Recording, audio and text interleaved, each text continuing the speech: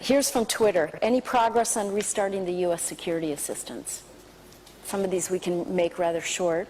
No, no, I never asked for any assistance. Okay. Also from, asked for understanding, not assistance. Also from Twitter, what's an ideal Kashmiri solution from the Pakistan perspective, and one that you believe the Pakistan people will accept? I think it should not be the Pakistani people anymore. It should be what the people of Kashmir want. And that really is the only solution. What do the people of Kashmir want?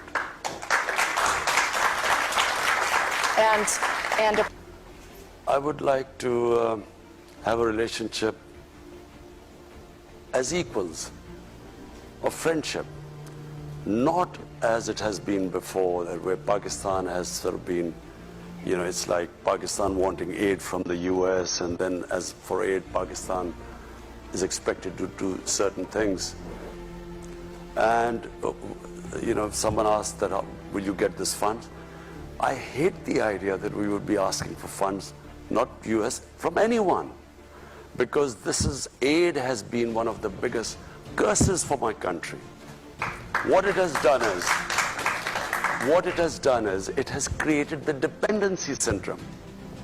We have become, you know, when I went on my first trip to Saudi Arabia, I came back, what have you got from there? As if I'd gone there to beg for money. And I think it's humiliating for a country. Countries rise because of self-respect and self-esteem. No countries rise by begging and borrowing for money. So my relationship with the US would be, I would like a relationship, a dignified relationship with the US, where never again should we ever have that humiliating phase. I can tell you as a Pakistani, never did I feel more humiliated when Osama bin Laden was taken out in Pakistan by the US troops. Never did I feel more humiliated, because here was a country which was supposed to be an ally, and our ally did not trust us. So as a Pakistani, for every Pakistani it was humiliating. We never want to be in that same position again. We want to have a relationship of friendship. And it doesn't matter, you know, friend can be rich and the other can not be so rich, but so what? You know, it's about a dignified relationship, and that's what I hope to have with the US.